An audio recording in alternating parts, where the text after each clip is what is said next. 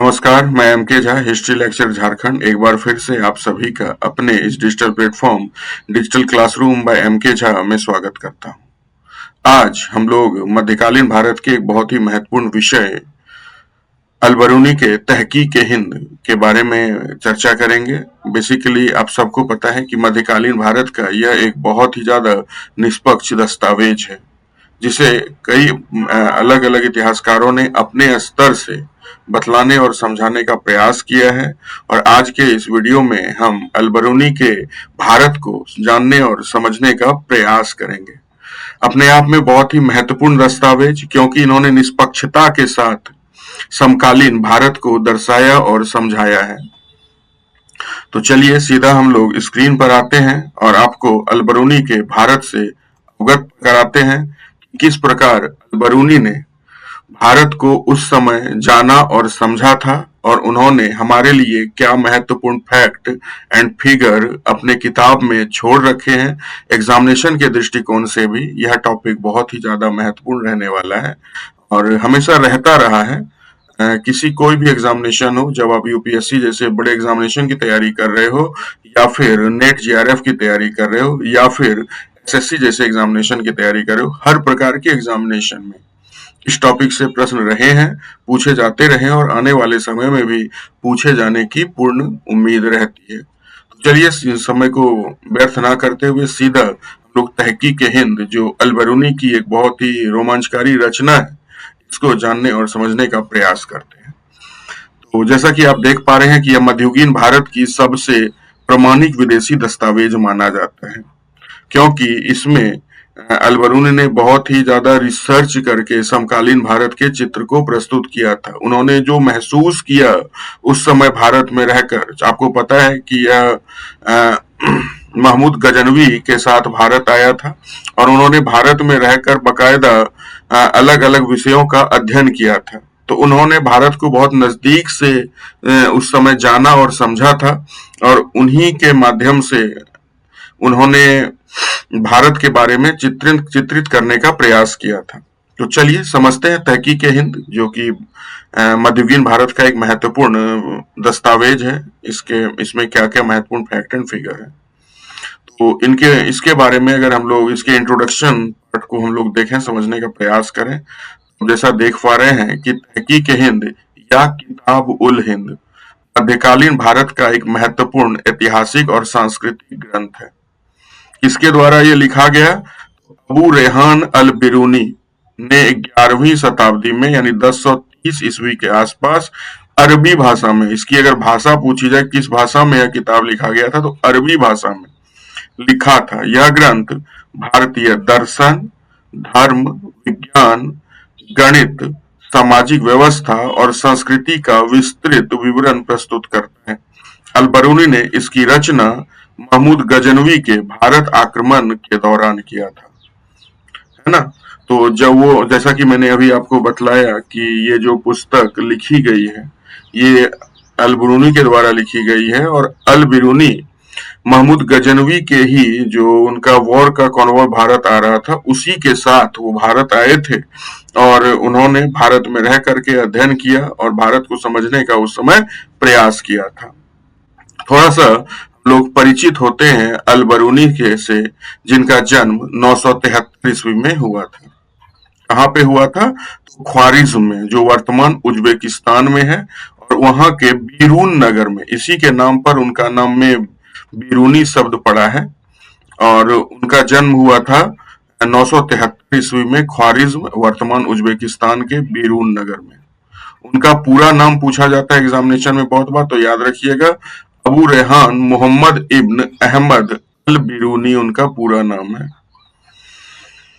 शिक्षा की अगर हम लोग बात करें, तो उन्होंने गणित, खगोल विज्ञान और भाषाओं में अरबी, फारसी, संस्कृत, यूनानी और धर्मशास्त्र में निपुणता हासिल की थी। यानी इन भाषाओं से वो भली भांति अवगत थे, जिससे कि उन्हें आसानी हुई थी इन भाषाओं से संबंधित किताबों का अध्ययन करने में। अलबरूनी ने जो ज्यादा उस समय के भारत का चित्रण किया है, वो बेसिकली इन्हीं भाषाओं की पुस्तकों को पढ़कर, खासकर भारत में मौजूद संस्कृत भाषा की किताबों को पढ़कर उन्होंने यहाँ का चित्रण किया था। उनकी मृत्यु 1048 ईस्वी में गजनी अफगानिस्तान में हुई थी। महमूद गजनवी के साथ इनका किस प्रकार का संबंध था, ये थोड़ा सा हम लोग जानने समझने का प्रयास करेंगे। जैसा आप देख पा रहे हैं, महमूद गजनवी के कॉन्वॉय में ही, वो वॉर कॉन्वॉय जो उनका था, उसमें ही ये शामिल होकर के भारत आए थे। उनका जो भारत में हमला का काफिला था, जो वो भारत आए थे भारत को लूटने के लिए, तो उन्हीं के साथ आप ऐसा कह सकते हो, गजनवी के साथ ही अल-बरूनी भी भारत आया था। और इसी के बारे में हम आपको यहाँ पे बतलाने का प्रयास करते कि अ, महमूद गजनवी के साथ अल-बरूनी का किस प्रकार का संबंध था। 1017 ईस्वी में महमूद गजनवी ने ख्वारिज्म पर आक्रमण किया। अल-बरूनी को अपने दरबार में लेकर के आया।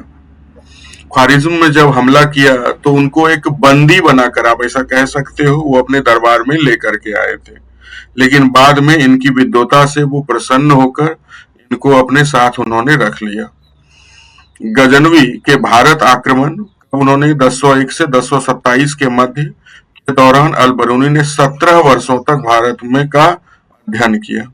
तो जब गजनवी भारत में अलग अलग समय में आक्रमण कर रहे थे, उस समय अल-बरूनी भारत में रह करके, खासकर उन्होंने बनारस को चुना था। बनारस में और भी कई महत्वपूर्ण शहरों में उन्होंने रह करके अध्ययन किया और उस समय के भारत को समझने का प्रयास किया था। वो भारत कब आया था, ये एग्जामिनेशन के दृष्टिकोण से महत्वपूर्ण रहता है। वह कन्नौज अभियान के समय भारत आया था। महमूद गजनवी ने जब कन्नौज पर हमला किया था, उस समय वो भारत आए थे। उन्होंने संस्कृत सीखकर भारतीय ग्रंथों को सीधे पढ़ा, किसी से समझा नहीं। उन्होंने खुद संस्कृत ग्रंथों का अध्ययन किया और उनका अरबी भाषा में अनुवाद किया।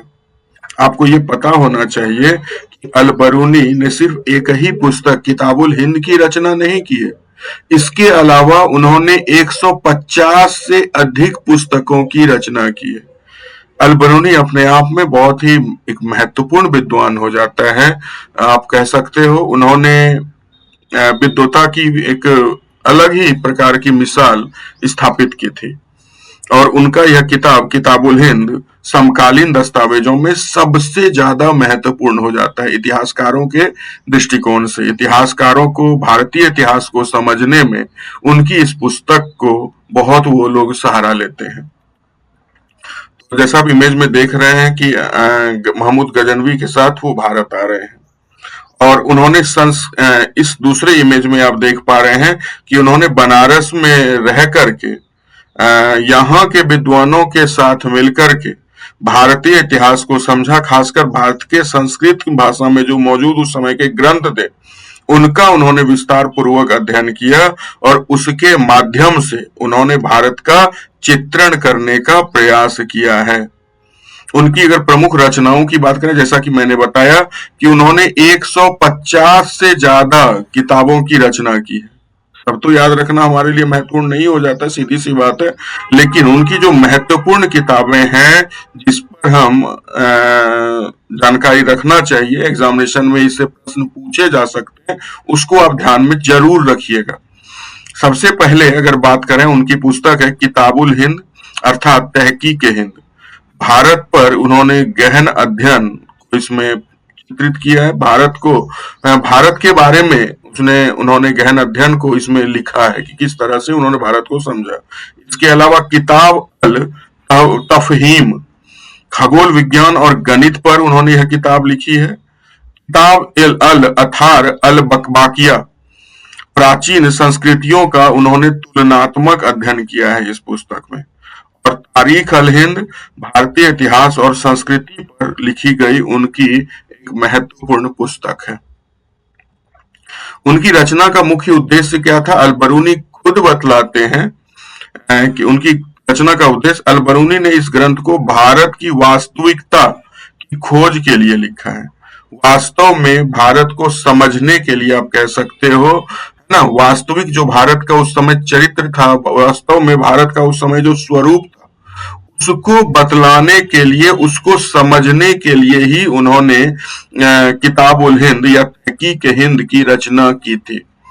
उनका लक्ष्य था कि इस्लामी जगत भारतीय ज्ञान, विज्ञान और संस्कृति को समझ सके। उनके ग्रंथ की संरचना किस प्रकार से, ये थोड़ा सा समझिए। तो उनकी भाषा की अगर बात करें, अरबी है। जो किताबुल हिंद लिखी है, ज्यादातर उन्होंने जो अपनी पुस्तकें लिखी है वो अरबी भाषा में ही लिखी है। बाद में इसे फारसी और अंग्रेजी में भी अनुवादित किया गया। उनकी जो ग्रंथ है, खासकर किताबुल हिंद की बात कर रहे हैं, उसमें कुल याद रखिएगा 80 अध्याय हैं। एग्जामिनेशन के दृष्टिकोण से यह भी महत्वपूर्ण हो जाता है कि किताबुल हिंद में कुल कितने अध्याय हैं, तो 80 अध्याय हैं, जिन्हें दार्शनिक, सामाजिक और वैज्ञानिक और धार्मिक विषयों में बांटा गया है। आगे हम लोग इसको और विस्तार से जानेंगे, समझेंगे। प्रमुख विषय वस्तु की अगर बात करें, यानी उनकी जो किताबुल हिंद है उसका प्रमुख विषय वस्तु क्या है, ये हम आपको थोड़ा सा बतलाने का प्रयास करते हैं। तो जैसा आप स्क्रीन पे देख पा रहे हैं कि उन्होंने वेद, उपनिषद और पुराणों का विस्तार पूर्वक विश्लेषण किया है।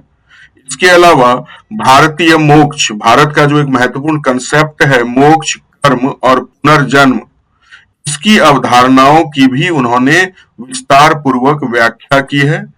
हिंदू देवताओं, खासकर ब्रह्मा, विष्णु, शिव और अवतारों का उन्होंने वर्णन किया है। बौद्ध और जैन धर्म की भी उन्होंने तुलना की है। तो आप देख रहे हैं कि उन्होंने कितना गहनता के साथ भारतीय संस्कृति का अध्ययन किया होगा कि वो मोक्ष, कर्म, पुनर्जन्म जैसे कंसेप्ट को भी डिस्क्राइब किया है। हिंदू देवताओं में ब्रह्मा, शिव, विष्णु और उनके अवतारों को भी समझा उस मध्यकालीन भारत में, जब हमारे पास जानकारी के बहुत ज्यादा सोर्स नहीं रहे होंगे। उन्होंने भारतीय विद्वानों के साथ बैठ करके चर्चाएं की होंगी, उनके साथ बैठ करके कुछ महत्वपूर्ण महत्वपूर्ण चीजें सीखी होंगी, और उसके बाद अपने सभी ज्ञान को उन्होंने किताबुल हिंद में रखा होगा। उनकी प्रमुख विषय वस्तु क्या है, एग्जामिनेशन में कई बार पूछा गया है, तो इसको भी देख लेते हैं। सामाजिक व्यवस्था पर उन्होंने क्या लिखा है, तो जाति प्रथा पर विस्तृत विवरण दिया है। खास करके उन्होंने ब्राह्मणों के वर्चस्व की बात की है, शूद्रों की दयनीय स्थिति को दर्शाया, अछूतों के साथ व्यवहार पर उन्होंने टिप्पणी की है कि उस समय भारतीय समाज में जाति प्रथा बहुत ही स्पष्ट रूप से दिखलाई दे रही थी, ये उन्होंने बतलाने का प्रयास किया है। ब्राह्मणों के वर्चस्व को उन्होंने बतलाया, शूद्रों की दयनीय स्थिति को समझाया और अछूतों के साथ जो उस समय व्यवहार किए जाते थे वो बतलाया। स्त्रियों की स्थिति पर भी उन्होंने लिखा है, खासकर सती प्रथा पर उन्होंने गहरी टिप्पणी की है।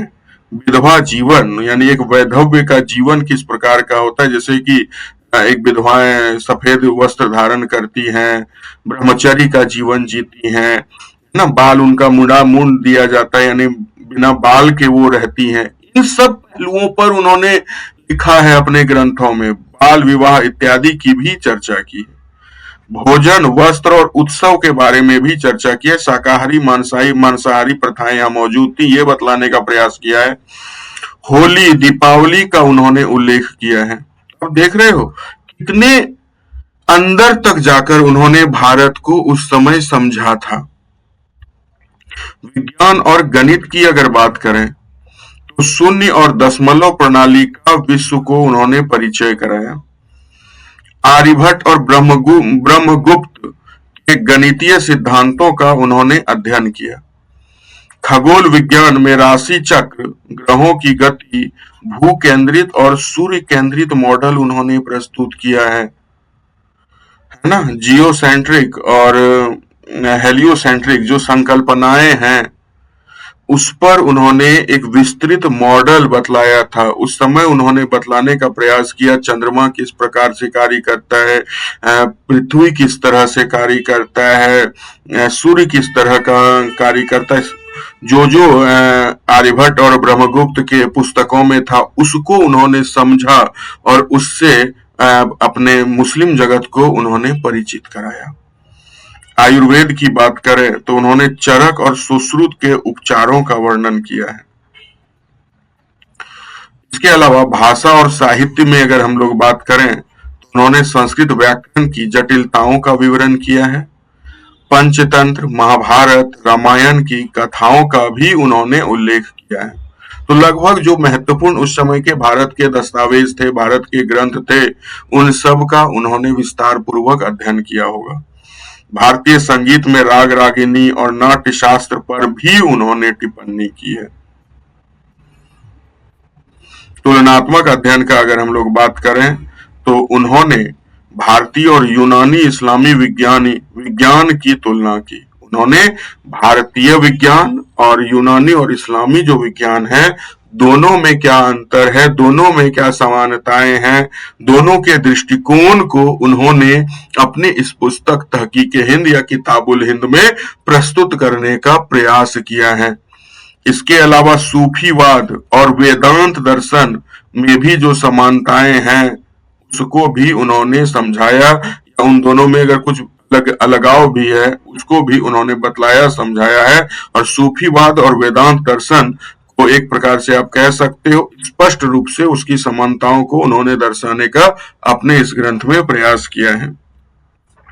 उनके इस ग्रंथ का ऐतिहासिक महत्व क्या है, ये थोड़ा सा देखिए, समझ लेते हैं। जैसे कि प्रथम वैज्ञानिक भारत विवरण है यह।